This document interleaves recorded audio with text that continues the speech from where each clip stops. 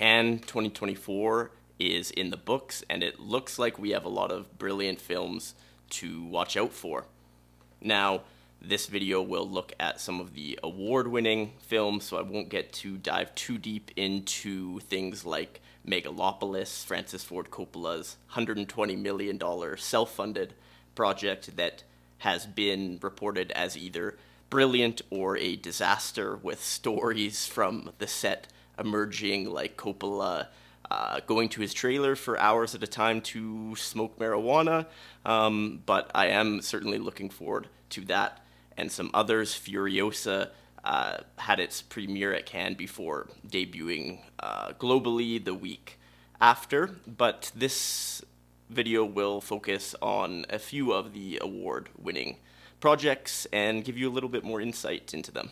First, we have the Grand Prix Award. This is essentially the second best film of the festival as judged by the jury, kind of the runner-up prize. Still, some amazing films have won this award, most notably and most recently The Zone of Interest, which of course went on to bring home some Academy Awards. The 2024 film is another foreign feature. This one is All We Imagine as Light. It's an Indian film from Payal Kapadia. Apologies if there's a mispronunciation there. It was a film that didn't have a ton of buzz going into the festival, but a lot of folks were talking about it after it premiered. The director here has had a career actually as a painter and a visual artist through some other mediums before really dedicating her life to filmmaking, and from what I can gather, this has kind of translated very well to the screen. This is not her first film, but her first film certainly that has received this much attention and praise. Essentially, it follows three women in India coming from very different backgrounds, but all coming together and kind of forming this sisterhood. It has some incredibly strong reviews so far, including a 5-star review from The Guardian's Peter Bradshaw, who acknowledged the film as an absolute triumph. And we don't know exact distribution plans. We know that it will be distributed by Sideshow and is quote-unquote coming to theaters soon. What soon means is a little bit up in the air, but this is definitely a project that went from very little buzz to a lot of buzz essentially overnight. Next, we have the Jury Prize. This is actually oftentimes my favorite award. It's a very interesting one. It's given to projects that quote-unquote are original works that embody spirit of inquiry. In other words, these projects are generally the weird ones, the ones that are a little bit off the beaten track, that are trying to do something just a little bit outside of the norm.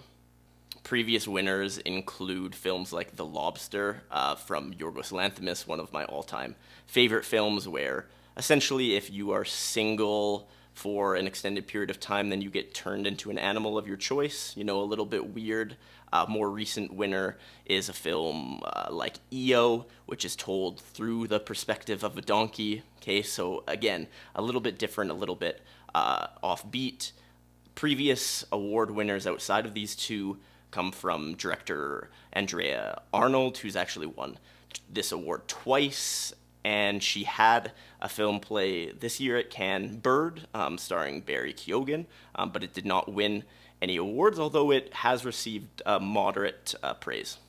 The 2024 winner, though, is Emilia, Pérez, and again, I don't know a ton about the project. I can only go off what I have read and what I've heard, but it seems to fit the mold of a little bit weird, a little bit different. Essentially, it follows a woman helping a cartel leader have sex reassignment surgery to evade law enforcement. Okay, so a fairly novel concept, I think one could say, and it is transcending genres here. It is a musical, it's a comedy, but it's also a crime thriller. And of course, just to add something else to the mix, it was originally written as an opera before ultimately landing as a film. Interestingly, not that they're particularly known for outside of the box thinking, but Netflix actually purchased distribution rights for the film, at least in North America and the United Kingdom, so we can imagine that it'll be coming onto Netflix at some point, but we can also expect a limited theatrical release. Very quickly, because it kind of relates to Emilia Pérez, we have a couple acting awards. Best Actress this year was actually given to the ensemble of Emilia Pérez, which is a little bit different, essentially awarding 3 actresses: Zoe Saldana, Carla Sofia Gascon, and Selena Gomes. So a little bit of a mix of very well-known names and more emerging names there, but coming together for this interesting project. For Best Actor, we had Jesse Plemons with his role in Kinds of Kindness. I've already mentioned Yorgos Lanthimos once. He has a pretty good history at the Cannes Film Festival. Kinds of Kindness is another Yorgos Lanthimos film following up from his critical and somewhat surprising audience response for Poor Things, of course starring Emma Stone, who also features in Kinds of Kindness. This looks like it is, in typical Yorgos fashion, very weird, very strange. It's essentially 3 different stories, kind of a 3-act structure from 3 different perspectives with a lot of violence, sex, and various other oddities that you would expect from Lanthimos, but apparently Jesse Plemons kind of stood out above the others in this very star-studded cast. The Best Director of the festival was awarded to Miguel Gomes, who directed the film Grand Tour. He is a Portuguese auteur who is well known and respected in these kind of smaller circles, art house circles, but this is one of his larger projects, at least garnering a little bit wider attention. Grand Tour is a period drama set in 1917-1918 in Burma while under British colonial rule, and it actually follows a British civil servant named Edward, who is set to be married to Molly, but on the day of the wedding decides to embark on a grand tour of Asia. This film looks to be pretty fascinating from a visual perspective. Yes, it's set in black and white, which some may enjoy, some others may not, but interestingly, it uses the actual locations that these characters are exploring. This is not set design. They are actually going through the jungle. They are exploring Asia on this grand tour. It appears to be really a story of searching for oneself, searching for love, exploring in all of these literal and metaphorical ways. We don't have an official release set at this point, but expect it late 2024, early 2025, probably in a limited release. Best Screenplay this year went to Coralie Fargeat for The Substance. I am super excited to see this film. It seems absolutely fascinating. It has been described kind of as this feminist take on body horror. I suppose that you could draw comparisons to other Cannes Award winners in recent years like Titane, but this one seems maybe a little bit more accessible to the masses as far as body horror is accessible, I suppose. Essentially, the concept for this film is that we have a fading celebrity, a celebrity in decline, who is aging, and in an attempt to kind of hold on to this fame and to this youth, she finds a drug on the black market that is supposed to de-age, supposed to generate cells that will essentially allow her to stay young. Of course, we can imagine that things do not exactly go as planned.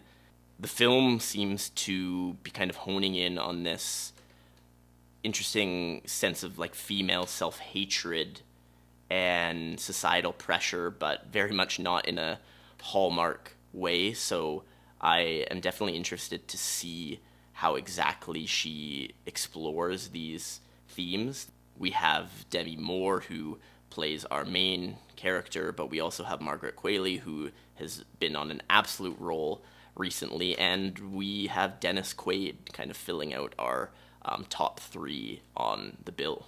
We've seen a ton of praise for this project after it played at Cannes, including David Ellerick of IndieWire calling it an instant classic. Of course, this film is not going to be for everyone. Body horror is just fundamentally a bit niche. It makes people uncomfortable, of course, intentionally so, but I'm excited to see this kind of subversive take on feminist film. Mubi has acquired distribution rights for The Substance, and it's slated to be available on Mubi September 20th of this year, but I would imagine that they will also be planning a limited theatrical release. Last, but certainly not least, we have the most significant, the #1 award of the festival, the Palme d'Or. This Palme d'Or for 2024 has been awarded to Anora from director Sean Baker. Interestingly, Anora is being distributed by Neon, which is an American independent production and distribution company.